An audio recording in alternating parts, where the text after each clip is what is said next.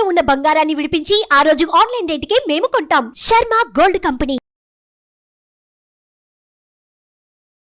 నమస్తే, welcome to Suman TV. ప్రస్తుతం మనతో పాటు ఉన్నారు ప్రముఖ జ్యోతిష్యులు, కాశీలో శ్రీ కామాక్షి నిత్య అన్నదాన ఆశ్రమ నిర్వాహకులు బ్రహ్మశ్రీ నందిబొట్ల శ్రీహరి శర్మ గారు. నమస్తే గురువు గారు. వాగర్థావివ సంపృక్తౌ వాగర్థ ప్రతిపత్తయే జగతః పితరౌ వందే పార్వతీ పరమేశ్వరౌ అన్నపూర్ణే సదా పూర్ణే శంకరః ప్రాణవల్లభే జ్ఞానవైరాగ్య సిద్ధ్యర్థం భిక్షాం దేహి చ పార్వతి మాతా చ పార్వతీదేవి పితాదేవో మహేశ్వరః బాంధవా శివభక్తాశ్చ స్వదేశో భువనత్రయం సదాశివసమారంభాం శంకరాచార్య మధ్యమాం అస్మదాచార్య పర్యంతం వందే గురుపరంపరాం ఆదిత్యాయ చ సోమాయ మంగళాయ బుధాయ చ గురుశుక్రశనిభ్యశ్చ రాహవే కేతవే నమః. శృంగేరి జగద్గురు పీఠాధిపతులు శ్రీ శ్రీ శ్రీ భారతీ తీర్థ మహాస్వాముల వారికి, శ్రీ శ్రీ శ్రీ విధుశేఖర భారతీ తీర్థ మహాస్వాముల వారికి, కంచి కామకోటి పీఠాధిపతులు శ్రీ శ్రీ శ్రీ విజేంద్ర సరస్వతి మహాస్వాముల వారికి ప్రణామములు తెలియజేసుకుంటూ కార్యక్రమాన్ని ప్రారంభిద్దాం. గురువుగారు, ముఖ్యంగా సంక్రాంతి పండుగ రోజు లేకపోతే సంక్రాంతి టైంలో ఎవరైతే ఒక కొడుకును కలిగి ఉంటారో ఆ తల్లు ఇద్దరు కొడుకులు ఉన్న వాళ్ళు కావచ్చు, లేకపోతే ఇద్దరు సంతానం ఉన్న వాళ్ళు కావచ్చు, వాళ్ళ దగ్గరికి వెళ్ళి దానం అడిగి డబ్బులు తెచ్చుకుని ఆ డబ్బులతో గాజులు వేయించుకోవాలి అంటూ సోషల్ మీడియాలో ఒక ప్రచారం నడుస్తూ ఉంది. నిజమేనా?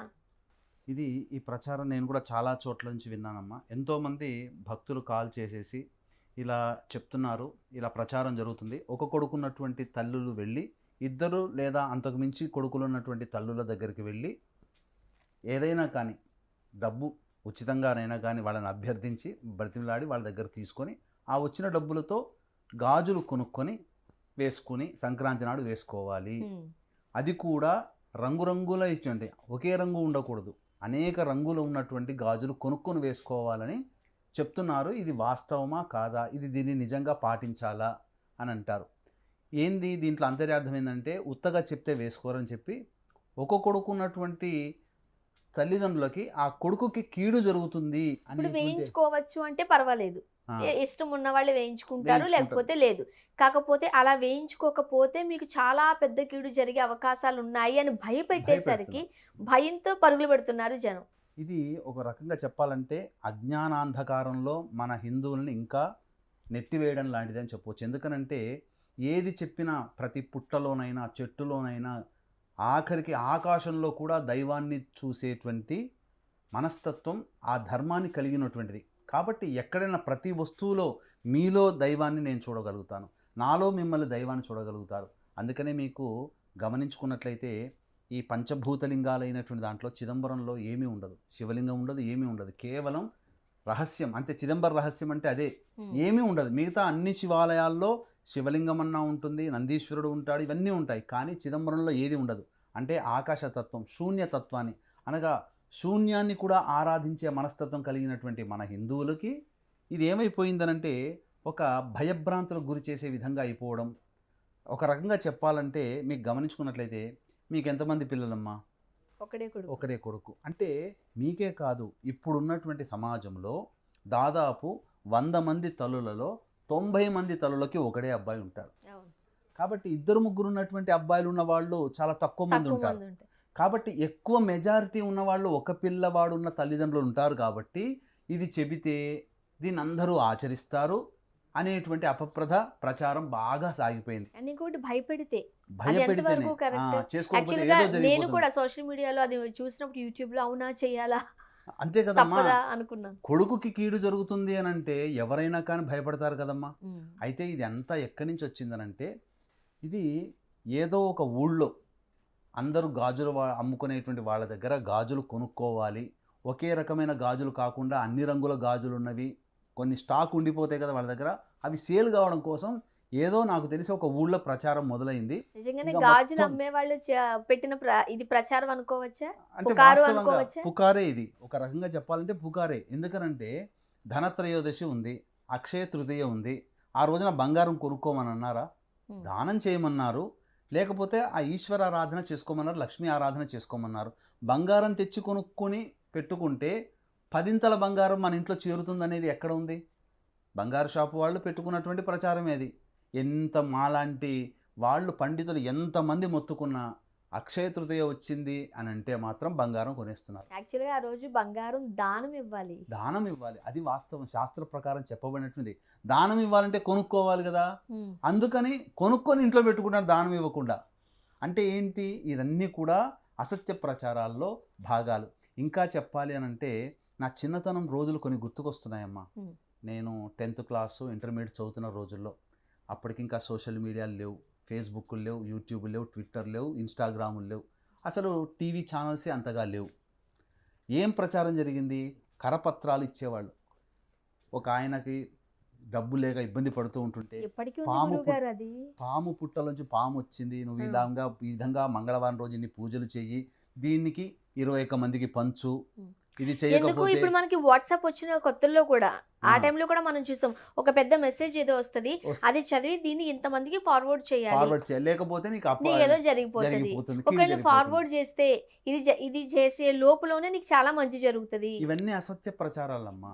ఎక్కడా కూడా మన ధర్మశాస్త్రంలో ఎక్కడా కూడా కీడుని సూచించేటువంటి పండుగలు లేవు. కాకపోతే సంక్రాంతికి ఒక నానుడి ఉంది, కీడు పండుగ అని ఉంది. ఎందుకు కీడు పండుగ, కీడు దినాలు అని కూడా అంటారు. కీడు దినాలు అని కూడా అంటారు. ఎందుకు అనంటే డిసెంబర్ మాసం నుంచి సంక్రాంతి వరకు కూడా మన వాళ్ళు వివాహాది శుభకార్యాలు చేయరు. వివాహాది శుభకార్యాలు చేయనప్పుడు ఏమవుతుంది, ఎటువంటి పూజలు లేవు కాబట్టి అది కీడుగా భావిస్తారు. ఇంకొకటి ఏంటి, ప్రధానంగా ఇందులో వచ్చేటువంటిది ఏంటంటే మనది వ్యవసాయక ఆధారితమైనటువంటి దేశం కాబట్టి పంటలన్నీ చేతికి వచ్చేటువంటి వేళ మనకు పంటలు పూర్తిగా చేతికి వచ్చిన తర్వాత డబ్బు కళకళలాడుతుంది, సిరి కళకళలాడుతుంది. కాబట్టి ఆ సిరి కళకళలాడే సమయంలోనే మనకు వచ్చిన డబ్బంతా ఖర్చులు పెట్టుకున్నాం అనుకోండి, ఏమైపోతుంది, మన భవిష్యత్తులో ఏం చేయాలనే ఆలోచన మనకు ఉండదు.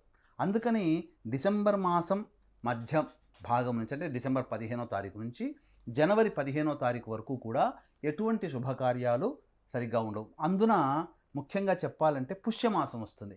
పుష్యమాసంలో శుభముహూర్తాలు ఉండవు. జనవరి పండుగ, సంక్రాంతి పండుగ సహజంగా పుష్యమాసంలో వస్తుంది కాబట్టి పుష్యమాసంలో కూడా ఎటువంటి ముహూర్తాలు అనేవి ఉండవు. పుష్యమాసాన్ని శూన్యమాసంగా చెబుతారు. భాద్రపద మాసంలో ఎలాగో ముహూర్తాలు ఉండవు, మూఢాల్లో ముహూర్తాలు ఉండవు, అట్లాగే పుష్యమాసం కూడా శూన్యమాసము.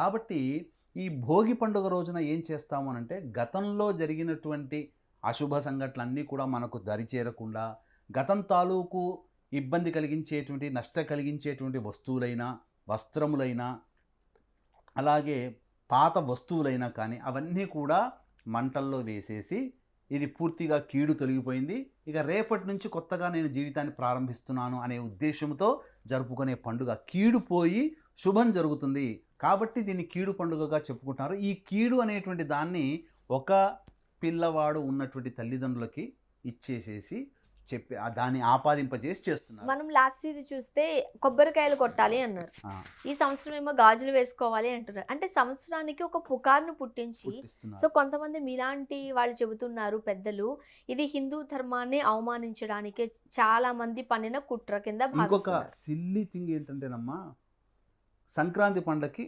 అల్లుళ్ళని ఇంటికి పిలిపించుకునే అలవాటు.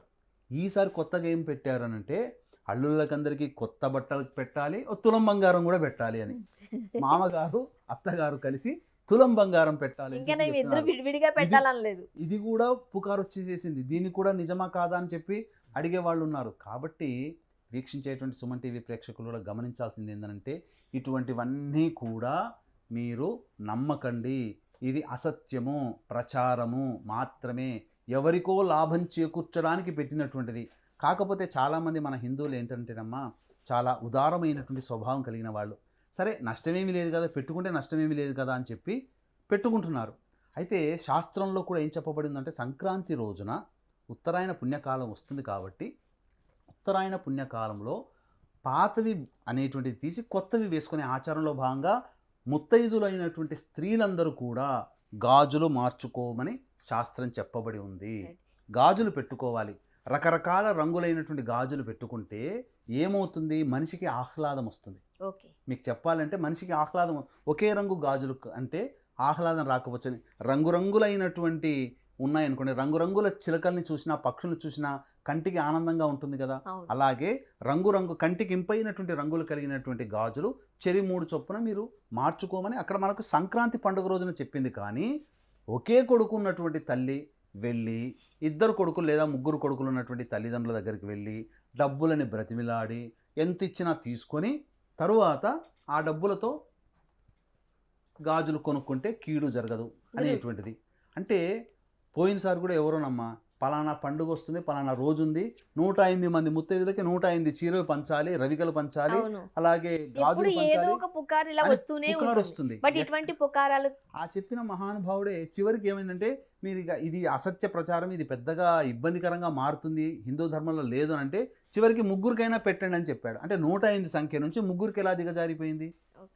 కాబట్టి ఇక్కడ గమనించాల్సిన అంశం ఏంటంటే కీడు పండుగ మనం భోగి పండుగ రోజున సకలమైనటువంటి పాత వస్తువులే కాదమ్మా, పాత ఆలోచనలు, కొత్త జీవితాన్ని ప్రారంభించాలంటే గతం తాలూకు ఉన్నటువంటి చెడు అంతా కూడాను అగ్నిలో దహనం చేసినట్టుగా మన శరీరంలో మనం దహనం చేసేసేసి కొత్త రకమైనటువంటి జీవితాన్ని ప్రారంభిస్తాను అని చెప్పి ఉత్తరాయణ పుణ్యకాలం సందర్భంగా సంక్రాంతి సందర్భంగా మనం నియమాల్ని పెట్టుకొని కనుక అలా ఉండాలి తప్ప ఎక్కడా చెప్పబడలేదు. మళ్ళొక్కసారి చెప్తున్నాను, వీక్షించేటువంటి సుమన్ టీవీ ప్రేక్షకులు, అందులో మహిళామణులకి ఎక్కడా కూడా ఇప్పుడున్నటువంటి సమాజంలో 100కి 90 మంది ఒకే కొడుకున్నటువంటి వాళ్ళే ఉన్నారు. 2-3 కొడుకుల్ని 2-3 అమ్మాయిల పైన ఎవరు కంటున్నారు? పూర్వకాలంలోగా 10 మంది సంతానాన్ని కనే అవకాశం ఇప్పుడు లేదు కదా. ఒక కొడుకు ఒక బిడ్డ అంతే. కాబట్టి సమాజంలో వీళ్ళే ఎక్కువగా ఉన్నారు కాబట్టి వీళ్ళని టార్గెట్ చేస్తే మనకు వ్యాపారం బాగా ఉంటుందనేటువంటి ఉద్దేశమో, లేకపోతే హిందువులని పిచ్చి వాళ్ళని చేయడానికి ఇది ఒక పన్నిన కుట్రలో భాగమే తప్ప ఇంకా వేరే ఎక్కడా లేదు. కాకపోతే శాస్త్రంలో కొత్త గాజులు పెట్టుకోమని మనకు చెప్పబడింది. గౌరీ అమ్మవారికి పూజ చేయండి. గౌరీ అమ్మవారి దేవాలయానికి వెళ్ళి ఆ సంబంధించినటువంటి శుక్రహోరలో కానీ గురుహోరలో కానీ సంక్రాంతి పండుగ రోజు వస్తుంది.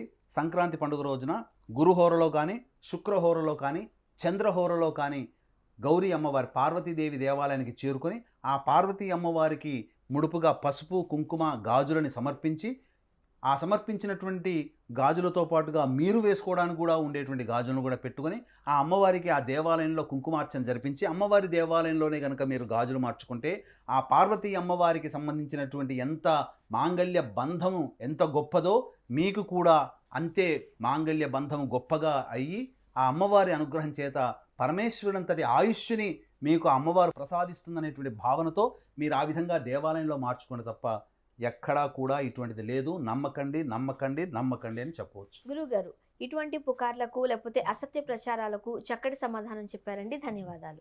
సర్వం శ్రీ ఉమామహేశ్వర పరబ్రహ్మార్పణమస్తు.